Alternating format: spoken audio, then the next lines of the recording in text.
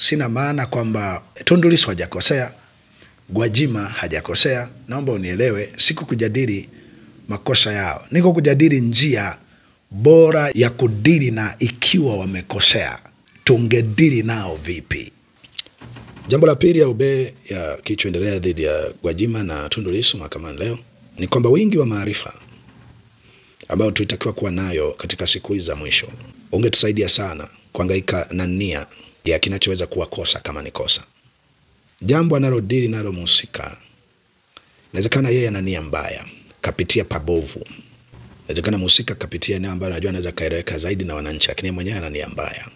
Kwa nini kile kitu kumziba kinywa? Tusitumie njia ya kukifanya vile ambavyo ameongea sahihi lakini ana nia mbaya. Kwa nini tusimpoteze kwa njia hiyo? Mimi nakutuma kwa hao, nawe utawaambia Bwana Mungu asema hivi. Nao kwamba watasikia au kwamba hawataka kusikia, maana ndio nyumba ya kuasi hao. Hata hivyo watajua ya kuwa nabii amekuwako miongoni mwao.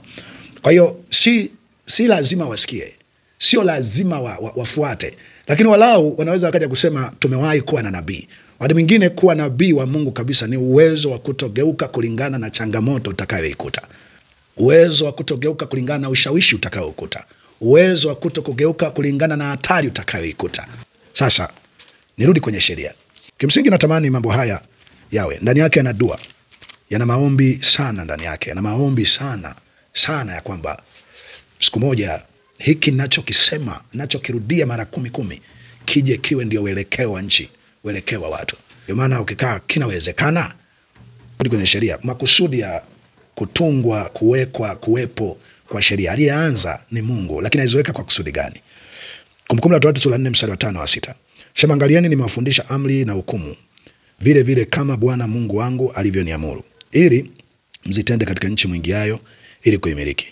Zishikeni basi hizo sheria mkazitende, maana hii ndiyo hekima yenu na akili zenu machoni pa mataifa watakaozishika amri hizi zote, nao watasema hakika taifa hili kubwa ni watu wenye hekima na akili.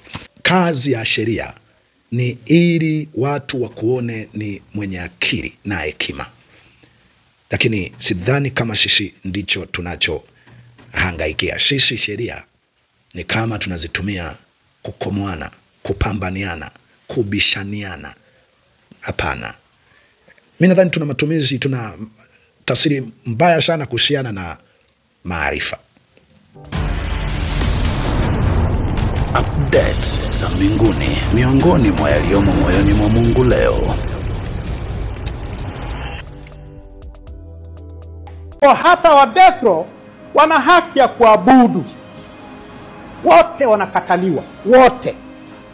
Na mimi nakaa kwenye hiyo sehemu wanaosubiri kunyongwa. Nakaa death row.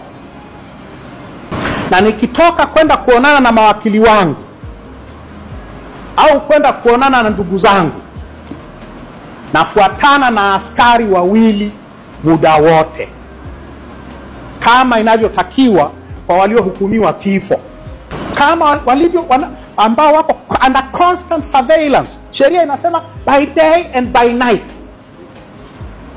Mimi sijahukumiwa kifo, lakini nakaa death row and I'm under constant surveillance by day and by night.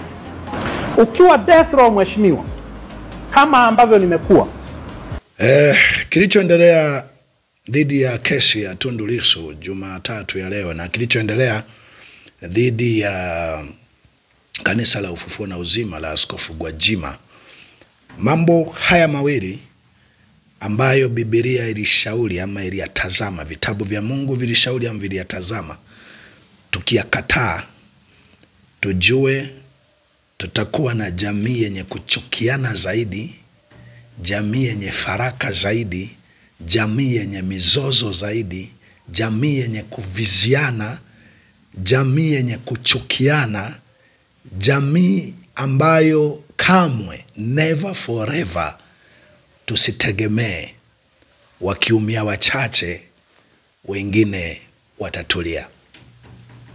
Pana mashauri, pana ushauri. Biblia na vitabu vya Mungu mbalimbali, ama vitabu vilivyohekimika, vinayatoa mashauri hayo. Moja wote naamini tunakubali kwamba maarifa sasa yameongezeka, na Biblia ilitabiri maarifa yataongezeka. Hoja na haja ni sisi Afrika na hasa Tanzania. Sisi maarifa, kilichoongezeka ni maarifa au ni wenda wazimu? Je, hii ndio tafsiri, ni kazi ya maarifa? Some kwanza hiyo katika Danieli 4, Danieli 12 mstari wa 4. Nasema, lakini wewe Danieli yafunge maneno haya, ukatie muhuri kitabu hata wakati wa mwisho. Wengi wataenda mbio huko na huko, na maarifa yataongezeka. Cha kwanza tujiulize hili. Nitakuja sasa kwenye zile namna mbili. Maarifa kazi yake ni nini? Maarifa ni kupunguza mizunguko.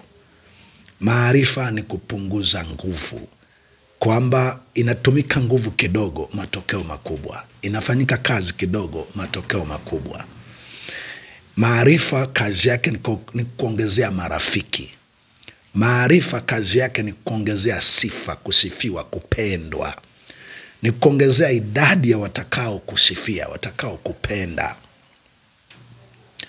Na wakati huo niweke sawa jambo lingine la kuhusiana na sheria.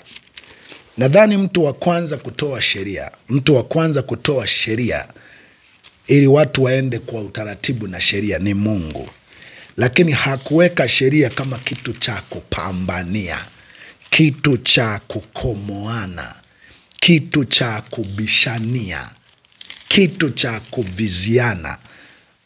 Nachojaribu tu kunoti hapa ni kwamba hivi sisi maarifa kuongezeka ni maarifa au ni wenda wazimu, yanatusaidia kutafuta mipango ya kuumizana, kukomoana?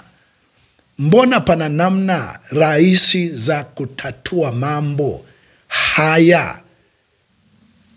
Hivi kweli tukiwekeza nguvu ya kwamba pana, ngoja tutoe mbuzi wa kafara, tuwaumize wachache waliotangulia mbele, ama tuwatendee vibaya, ama tutumie sheria kuwakomoa, kuwaumiza, sina maana kwamba Tundu Lissu hajakosea, Gwajima hajakosea. Naomba unielewe, siku kujadili makosa yao, niko kujadili njia bora ya kudili na ikiwa wamekosea, tungedili nao vipi? Je, hatuwezi tukatafuta namna ya kudili nao tukawafanya kuwa rafiki wao wenyewe, tukaongeza na idadi nyingine ya marafiki waliokuwa fanzi wao, waliokuwa wafuasi wao? Hatuna namna nyingine. Namna iliyobaki ni hiyo tu, kwamba kama wamekosea, kinachoweza kufanyika ni kuumizwa, kukerwa, kuudhiwa, kuchukizwa, kuadhibiwa. Hebu sikizeni mashauri ya kitabu na mimi mtu wa Mungu. Nijuacho ni kwamba sehemu kubwa hata wale wanaojuaga naongea vitu vya maana, ukweli nikitoa mashauri kama haya wanasema, Mbarikiwa unasemaga ambavyo haviwezekani. Sasa naomba ujue, kuhubiri neno la Mungu ni kusema tu ulichotakiwa kusema, sio mpaka kionekana kinawezekana. Kwa sababu anayebadilisha sio mimi, nayeweza kuleta mabadiliko hayo sio mimi. Yeye tu amesema peleka ujumbe kwa sura ambayo mambo yalitakiwa yawe, na mhubiri mwenye akili sawa sawa anasimamia lile tu ambalo ndo alitakiwa au anadili nalo, hata kama halipokelewi. Ndio maana Mungu alisema na kutuma kwa wanadamu wanaoasi sana. Kabla sasoma ila sheria na baadaye niweke vizuri ya mambo mawili yanaweza kufanyika, ngoja nikusomee katika kitabu cha Ezekiel. Ezekiel sura ya 2 mstari wa 3. Anasema hivi, akaniambia, mwanadamu, na kutuma kwa wana wa Israeli ambao ni mataifa wanaoasi, walioniasi mimi, wao na baba zao wamekosa juu yangu, Naam, hata hivi leo, na wana hao wana nyuso zisio na haya, na mioyo yao ni migumu. Mimi nakutuma kwa hao, nawe utawaambia, Bwana Mungu asema hivi. Nao kwamba watasikia au kwamba hawataki kusikia, maana ndio nyumba ya kuasi hao. Hata hivyo watajua ya kuwa nabii amekuwako miongoni mwao. Kwa hiyo si lazima wasikie, sio lazima wafuate, lakini walau wanaweza wakaja kusema tumewahi kuwa na nabii. Wakati mwingine kuwa nabii wa Mungu kabisa ni uwezo wa kutogeuka kulingana na changamoto utakayoikuta. Uwezo wa kutogeuka kulingana na ushawishi utakayoikuta. Uwezo wa kutokugeuka kulingana na hatari utakayoikuta. Si swala la ulipofika ukaona mazingira sasa wanadamu wamefika mbali, hawezi kuelewa, hawezi kubali, na unafika mara unafanya U-turn na unapunguza kidogo usahihi wa ulichotakiwa kufikisha. Lakini ikumbukwe, mimi mwenyewe ninachokifanya ukweli dalili za kwamba kinaweza kasikilizwa. Sije mtu yoyote kama unafuatilia sana, lakini Mbarikiwa hivi anajua hata mimi dalili za kwamba kinaweza kikasikilizwa kikaheshimiwa, ukweli zilishafutika. Dalili hizo ukweli hazipo kabisa. Kwa nini sasa unafanya?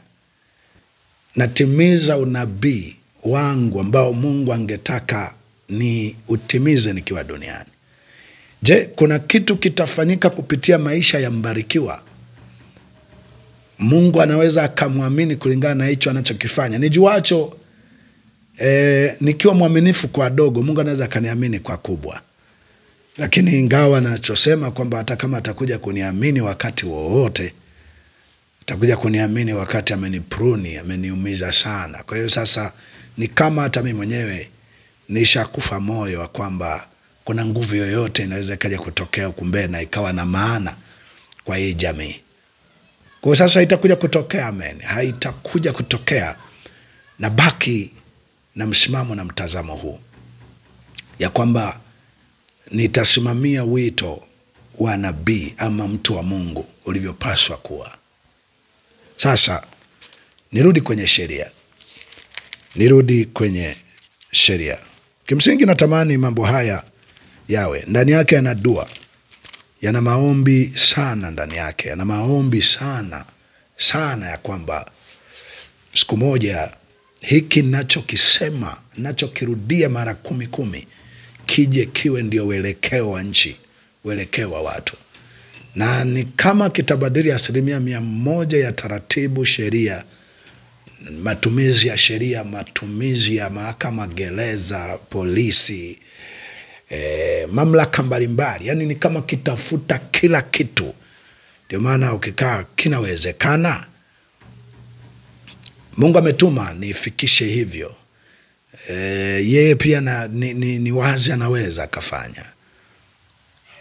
Sasa turudi kwenye sheria. Makusudi ya kutungwa, kuwekwa, kuwepo kwa sheria, aliyeanza ni Mungu, lakini aizoeka kwa kusudi gani? Kumbukumbu la Torati sura 4 mstari wa 5 wa 6. Sema, angalieni nimewafundisha amri na hukumu, vile vile kama Bwana Mungu wangu alivyoniamuru, ili mzitende katika nchi mwingiayo ili kuimiliki. Zishikeni basi hizo sheria mkazitende, maana hii ndiyo hekima yenu na akili zenu machoni pa mataifa, watakaozishika amri hizi zote, nao watasema, hakika taifa hili kubwa ni watu wenye hekima na akili. Kazi ya hekima, kazi ya sheria ni ili watu wakuone ni mwenye akili na hekima. Lakini sidhani kama sisi ndicho tunachohangaikia. Sisi sheria ni kama tunazitumia kukomoana, kupambaniana, kubishaniana. Hapana. Mimi nadhani tuna tafsiri mbaya sana kuhusiana na maarifa. Maarifa yanapoongezeka, nimesema mara kadhaa, sheria zilitakiwa kupunguzwa. vitu vya kubishana vinatakiwa kupunguzwa. Narudi tena hapa, naomba unielewe. Kazi ya maarifa ni kupunguza mzigo. Kazi ya maarifa ni kufanya wanadamu waliokuwa wanatumia nguvu kubwa, muda mwingi, watumie muda mchache kwa matokeo makubwa kuliko yale. Na katika kitu ambacho nakataa siku zote, nakataa kusema mbona na nchi za wenzetu maarifa yameongezeka, wanagombana nchi kwa nchi. Na ni kujulisha afadhali hata wanaogombana nchi kwa nchi, kwa sababu wanalinda masilahi ya watu wao. Ni jambo la aibu sana kwa sisi, kwa sababu nchi hizo nyingi hazina mrundikano wa mahabusu, hazina mrundikano wa wafungwa wa nchi zao kama zilivyo nchi zetu. Hawana mrundikano wa kesi mahakamani kama zilivyo nchi zetu. Hii ni tafsiri ya kwamba sisi kwa sehemu kubwa sheria zipo kwa ajili ya kupambana wenyewe, kukomoana wenyewe, kuumizana wenyewe. Sijui ni kwambieje mtu wa Mungu. Natumia lugha ambayo kwa sehemu kubwa wako hata wanaosema ungekuna ongea hivi tungesha kusikiliza. Vyovyote iwavyo, natamani kila ambacho kimekuwa kwenye moyo wangu kije kitokee kiwe maisha ya watu waliokuwa wananisikiliza na ambao hata hawakunisikiliza. Hata kama sio mimi nitakayepewa heshima ya kwamba niliwahi kuhangaika na kitu hicho. Kesi zamani ziliamuliwa kwa siku moja. Hapa naingia sasa kwenye mambo mawili ambayo kwenye kesi na mambo haya ya Askofu Gwajima na ya Tundu Lissu, nini ambacho kingefanyika? Nisome katika Wafalme 1 mstari wa 28. Na Israeli wote akapata habari za hukumu ile aliyoihukumu mfalme, wakamwogopa mfalme, maana waliona ya kuwa hekima ya Mungu ilikuwa ndani yake ili afanye hukumu. Mfalme ameletea wanawake wawili, wamekwenda wanawake wawili makahaba, wamezaa watoto. Mmoja kalalia mtoto, kachukua mtoto aliyekufa kapeleka kwa mwenzake, kachukua mtoto aliye hai kalala naye. Mwenzake anaamka asubuhi anakuta hapana, wewe sio mtoto wangu. Yule ambaye naye mtoto wake alikufa anasema hapana, wa kwangu ndiye aliye hai. Wakati huo mhukumu, muamuzi, hakimu alikuwa anakuwa ni mfalme huyo. Wakapeleka kwa mfalme. Mfalme akasema leteni upanga, mkateni mtoto aliye hai, wagawieni vipande. Mwenye mtoto akasema hapana, huyo mtoto basi aliye hai mpe huyo.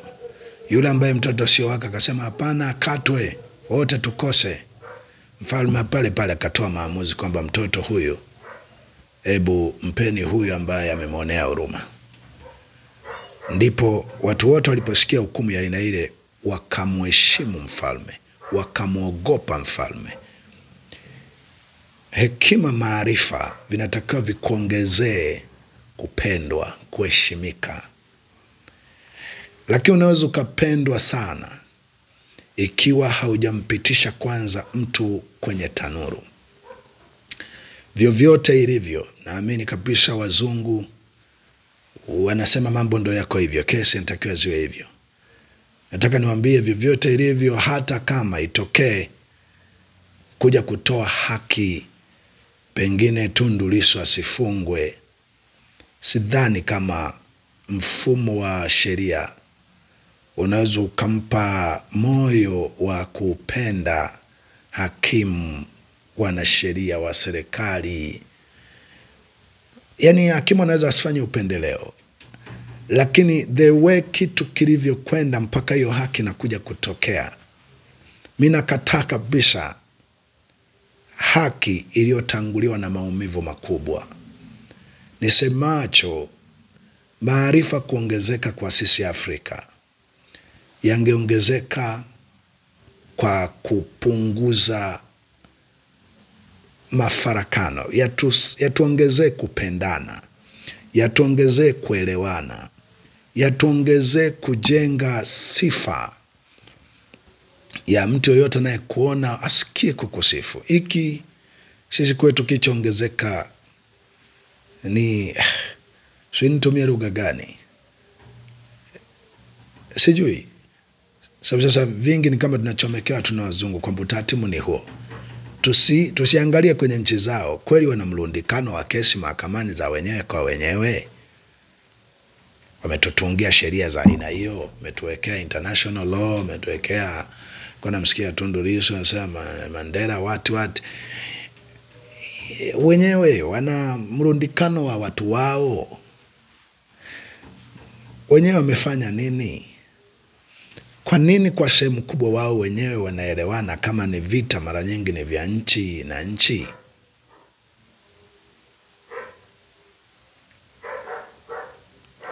Nisemacho chonde. Inawezekana tunajua wakiumia wachache.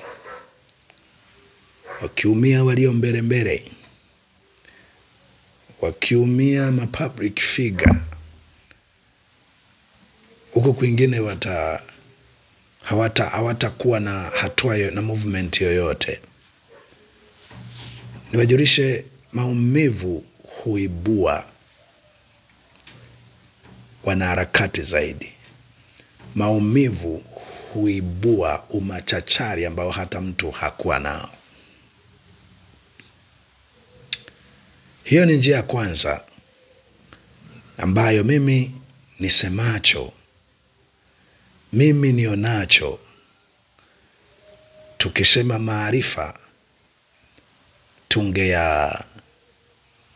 tungerahisisha maamuzi ya kesi kama hizi. Inatolewa mara moja tu. Mtu anajua tunaenda kwenye kesi leo, hukumu itatoka leo, nitaanza kutumikia kifungo leo au nitatoka na kuwa huru leo. Hayo maarifa tutayaita maarifa.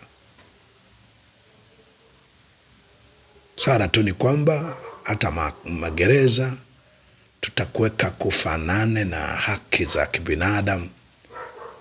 Tutaweka haki ya mtu kukata rufaa. Yaani tunao uwezo huo. Lakini kubwa kuliko sina maana sasa ndo tuweke kesi na maamuzi haraka kiasi hicho. Maana yangu maarifa yatusaidie tuondoe kabisa sheria matumizi yake kuwa ni kwa ajili ya kubishania, kupambania. Nadhani nimesoma kwenye Kumbukumbu la Torati, Mungu anasema natoa sheria ili watu waje waone mna akili kubwa na hekima. Ndio maudhui, ndio lengo la sheria. Sheria tusaidie kupita salama eneo lenye utata. Kupita tukiwa wamoja, kupita tukiwa tunafurahiana. Kupita kwa namna ya kupongeza, kila mmoja anashangazwa na namna iliyotumika kuvuka hapo, kupata hicho, kufanikiwa kihivyo. Hiyo ndo tungetunga sheria, tungetafsiri sheria, tungetekeleza sheria kwa mlengo huo. Nje na hapo, hakuna mtunga sheria, hakuna mtafsiri sheria, hakuna mtekeleza sheria ambaye ananufaika, ataheshimika. Sehemu kubwa wote tutachukiana. Huu ni wito wa neno la Mungu. Na najua unaweza kuwa umesikia mpaka huku. Kuna mbegu ya Mungu inakuvuta ndani yako. Nini kifanyike? Tumeshapotea, tuko mbali sana. Wito wangu ni ule ule. Njooni tuzungumze. Njia hiyo, uwezekano huo, namna hiyo ipo. Hiyo namna ya kwanza. Kesi, hukumu zingetolewa tu siku moja. Kesi ifanyike siku moja, hukumu itolewe siku moja. Otherwise nimeandika sana kwenye kitabu. Kwenye kitabu hiki cha mfungwa kutoka gerezani. Nimeandika sana kitu ambacho kingeweza kufanyika. Mtu ambaye pengine unaweza kutaka zaidi ya message hii, hata ukipata kitabu hiki unaweza kaona cha kufanya. Tunaweza. Lakini zaidi najua kama niliongea yamepata kibali moyoni mwako na una ushawishi fulani, unaweza kaona umaana wa mimi nitoe tafsiri pana sana juu ya hoja hii. Jambo la pili au B ya kilichoendelea dhidi ya Gwajima na Tundu Lissu mahakamani leo ni kwamba wingi wa maarifa ambao tulitakiwa kuwa nayo katika siku hizi za mwisho ungetusaidia sana kuhangaika na nia ya kinachoweza kuwa kosa kama ni kosa. Nia. Mhusika alikuwa na nia gani?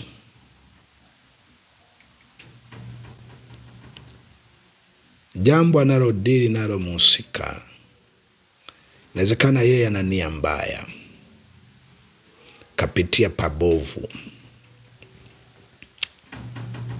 Inawezekana mhusika kapitia eneo ambalo anajua anaweza kaeleweka zaidi na wananchi, lakini yeye mwenyewe ana nia mbaya. Kwa nini kile kitu kumziba kinywa?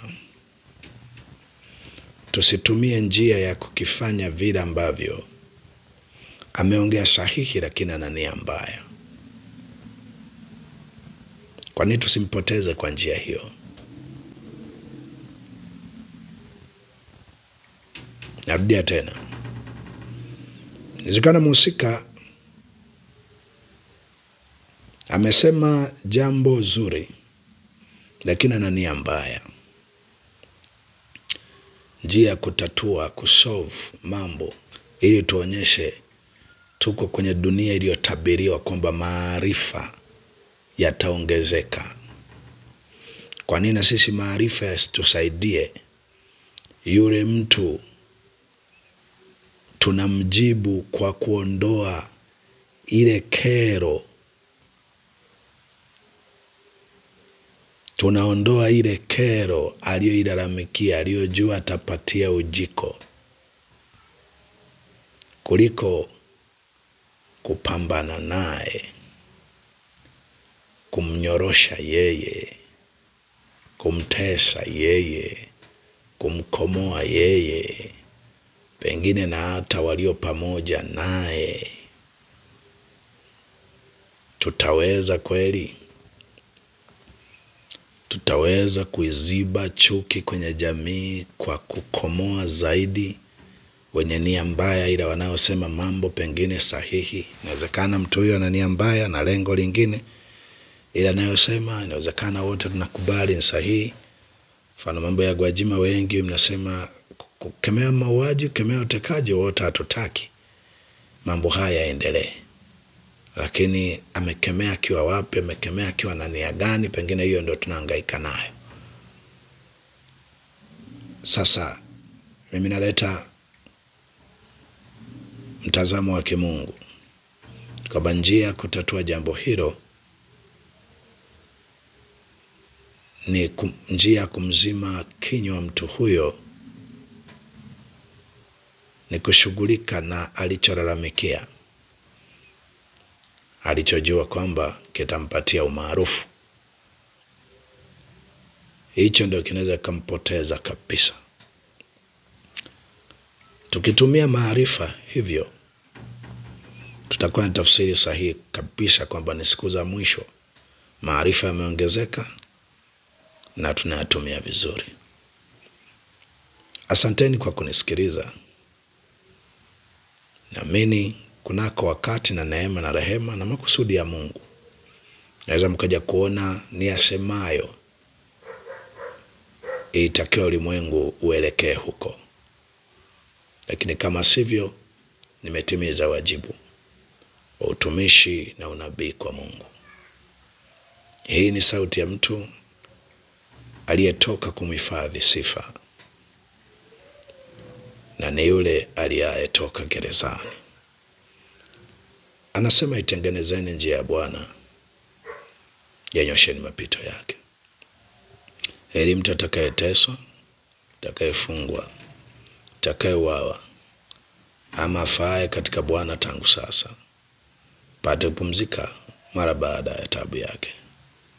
Tazama, msemaji wa mwisho, mhukumu wa haki, yu karibu kuja. Hii ni maana neno Maranatha.